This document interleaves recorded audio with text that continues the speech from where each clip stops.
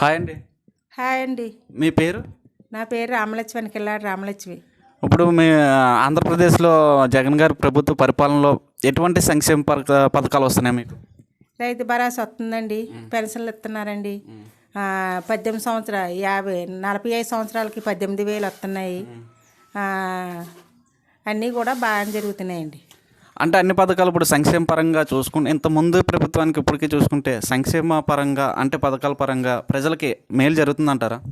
అప్పుడు ఇప్పుడు కొద్ది బాగా మేలు జరుగుతుందండి.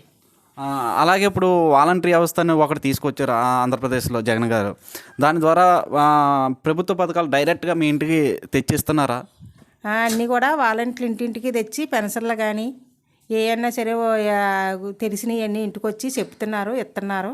అన్నీ బాగా జరుగుతున్నాయండి.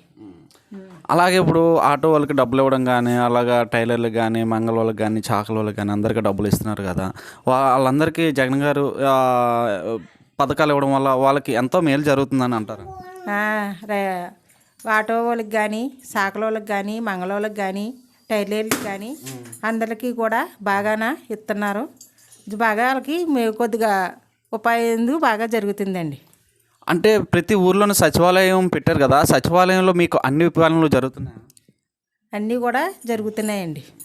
అంటే ఇంతకుముందు మండల ఆఫీస్కి అది తిరుగురు కదా, ఏ క్యాస్ట్ సర్టిఫికేట్ కావాల్సిన అంటే ప్రభుత్వ పరంగా ఏ పథకాలు వచ్చినా క్యాస్ట్ సర్టిఫికేట్ అడుగుతారు కదా, అవన్నీ మీకు వెంటనే ఇక్కడ సచివాలయంలో అవి అవుతున్నాయి పనులు?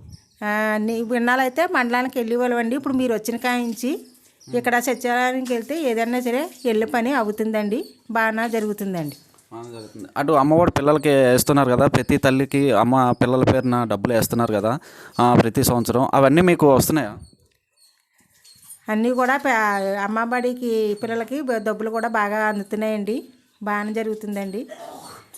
అంటే ఇప్పుడు ఇంతకుముందు ఫీజులు కట్టాలంటే ఎంతో బాధపడేవారు, అటువంటిది ఈయన చేయూత ఇస్తున్నాడు కదా మీకు, అంటే అమ్మఒడి పథకం వేయడం వల్ల అవి మీకు ఫీజులకి అది ఉపయోగపడుతున్నాయా?